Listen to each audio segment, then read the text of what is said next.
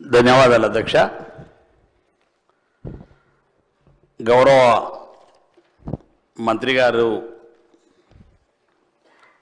చెప్పిన విధంగా అధ్యక్ష, ఏదైతే రాష్ట్ర వ్యాప్తంగా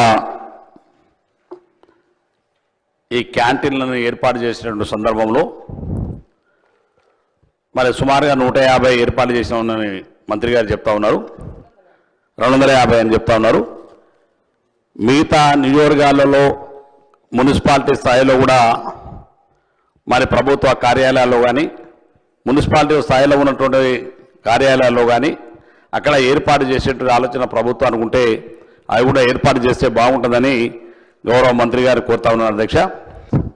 అదేవిధంగా మహిళా సంఘాలకు సంబంధించి ఇప్పటికే ప్రభుత్వం అనేకమైనటువంటి కార్యక్రమాలను ఏర్పాటు చేశారు. ముఖ్యంగా సీతక్క గారి నాయకత్వంలో మరి ఎస్హెచ్జి గ్రూపులకు ఎప్పుడు లేని విధంగా వడ్డీ లేని రుణాలు కావచ్చు, అదేవిధంగా ఇప్పటి వరకు ఏ రాష్ట్రంలో లేని విధంగా మన రాష్ట్రంలో మహిళా సంఘాలకు సంబంధించి మరి వారి అభివృద్ధి కోసం మరి పెట్రోల్ బంకులను ఏర్పాటు చేయడం కావచ్చు, అదేవిధంగా మన ఇవాళ అక్కా చెల్లెలకు ఉచితంగా ఇచ్చేటువంటి బస్సులు ఏవైతే ఉన్నాయో వాటిలో కూడా ఎస్హెచ్జి గ్రూపులకు సంబంధించి మరి మహిళా సంఘాల ద్వారా బస్సులు కొనుగోలు చేసి వచ్చేటటువంటి ఆదాయంతో వారి సంఘాలను బలోపేతం చేయాలనే ఆలోచనతోటి ఈ ప్రభుత్వం మహిళల పట్ల చేస్తున్నటువంటి అభివృద్ధి పట్ల మరి గౌరవ ముఖ్యమంత్రి గారికి గౌరవ మంత్రి గారికి ప్రత్యేకమైనటువంటి ధన్యవాదాలు తెలియజేస్తున్నాం అధ్యక్ష. ఇంకా చాలా కార్యక్రమాలు ఈ ప్రభుత్వం మరి చేపడుతున్నటువంటి సందర్భంలో మహిళా సంఘాలకు సంబంధించి వారిని ఇంకా పెద్ద ఎత్తున కొత్త సంఘాలను ఏర్పాటు చేసి ప్రోత్సహించవలసినటువంటి అవసరం ఉందని చెప్పి కూడా ఈ సందర్భంగా మనం చేస్తున్నాం అధ్యక్ష. మహిళల బలోపేతం కావడం వల్ల ఆ సంఘాలు బలోపేతం అవ్వడం వల్ల ఈ రాష్ట్ర ప్రభుత్వానికి మరింత మంచి పేరు రావడానికి అవకాశం ఉంటుందని చెప్పి ఈ సందర్భంగా తెలియజేస్తూ అధ్యక్ష, అక్కగారికి ఈ క్యాంటీన్లు మళ్ళీ కూడా రాష్ట్ర వ్యాప్తంగా కనీసం నియోజక స్థాయిలో మరి ఏర్పాటు చేస్తే బాగుంటుందని చెప్పేసి మరి కోరుతా ఉన్నాను అధ్యక్ష. అదేవిధంగా ప్రభుత్వం మహిళా సంఘాలను బలోపేతం చేయాల్సిన ఆలోచనలో ఇంకా వారికి ఆర్థికంగా పరిపుష్టం చేయడానికి ప్రభుత్వం మరింత మరి నిధులను కేటాయించి ముందుకెళ్లాలని గౌరవ మంత్రి గారు కోరుతూ ధన్యవాదాలు అధ్యక్ష.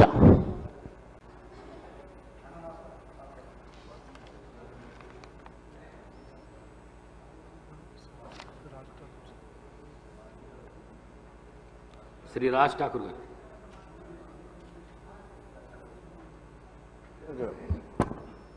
నెక్స్ట్ మెడికల్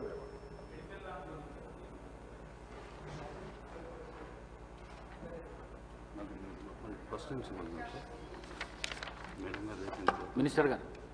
అధ్యక్ష, గౌరవ సోదరుడు బాలు నాయక్ గారు అడిగినట్టుగా ఎక్కడ వీలైతే ఎక్కడ పబ్లిక్ ఉంటారో మరి అక్కడ అన్నీ కూడా హాస్పిటల్స్ కానీ కలెక్టరేట్ కానీ మరి జిల్లాలలో మండలాల్లో ఆయా మహిళా సంఘాలను ప్రోత్సహించాలి.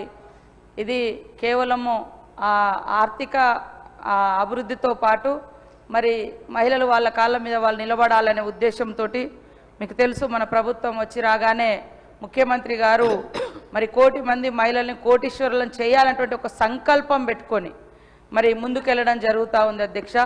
దానిలో భాగంగానే మహిళల మీద భారం పడకూడదనే ఉద్దేశంతో మన గవర్నమెంట్ అధికారంలోకి వచ్చిన 42 గంటలలో 48 గంటల్లోనే మరి ఉచిత బస్సు ప్రయాణం పెట్టి కూడా ఆర్థికంగా మహిళలను ఆ భారం నుంచి బయటికి తీసుకురావడం జరిగింది అధ్యక్ష. అదేవిధంగా ఈరోజు రాష్ట్ర రాజధానిగా ఉన్నటువంటి పరిపాలనా కేంద్రానికి కేంద్రంగా ఉన్న సెక్రటేరియట్లో కూడా మరి మన ప్రభుత్వం వచ్చి రాగానే మహిళలకు క్యాంటీన్ పెట్టి అందించడం జరిగింది అధ్యక్ష. నిన్న మేము కూడా మేడారంలో మరి బొంగు చికెన్ కూడా మహిళలకే ఇవ్వడం జరిగింది అధ్యక్ష. నేను గౌరవ మా ఇన్ఛార్జ్ మంత్రి పొంగులేటి శ్రీనివాసరెడ్డి గారు కూడా ఓపెన్ చేయడం జరిగింది అధ్యక్ష. ఈ సందర్భంగా దాదాపుగా మేడారం జాతరలో ఇటు వరంగల్ నుంచి కానీ అటు చుట్టుపక్కల నుంచి కానీ వచ్చేటువంటి భక్తులకు ఎక్కడ వీలైతే అక్కడ ఫుడ్ కానీ ఇతరత్ర అవసరాలు తీర్చుకోవాల్సిన ఏమైతున్నాయో ఈ మహిళా సంఘాలకే దాదాపుగా 500 షాప్స్కు గవర్నమెంట్ నుంచి బ్యాంక్ లింకేజ్ ద్వారా వాళ్లకు ఫైనాన్షియల్గా సపోర్ట్ చేస్తూ ఇట్లాంటివన్నీ పెట్టిస్తున్నాం అధ్యక్ష. ఖచ్చితంగా మరి అన్నట్టుగా ఇంకా సంఘాలను కూడా, మహిళా సంఘాలను, గతంలో మనం 60 ఏళ్ళు దాటితే మహిళా సంఘాలలో వాళ్లకు సభ్యత్వం అవకాశం లేకుంటుండే. మన ముఖ్యమంత్రి రేవంత్ రెడ్డి గారి ఆలోచన మేరకు 60 సంవత్సరాలు దాటినటువంటి మా అమ్మలను కూడా సంఘాలలో తీసుకొని వాళ్లకు ఒక ఆర్థిక భరోసానే కాకుండా సామాజిక సామూహిక ఒక కుటుంబ రిలేషన్ కూడా మహిళా సంఘాలలో ఉండడం ద్వారా ఏర్పడుతుందనే ఉద్దేశంతో 60 ఏళ్ళు దాటినటువంటి వాళ్ళను కూడా మహిళా సంఘంలో తీర్చుకుంటున్నాం. అదేవిధంగా వృద్ధ సంఘాలను కూడా ఏర్పాటు చేసి మన యొక్క మరి ఎస్హెచ్జి గ్రూపుల ద్వారా మరి అదేవిధంగా ప్రభుత్వం ద్వారా వారికి అన్ని రకాలుగా అండగా ఉంటున్నాం అధ్యక్ష.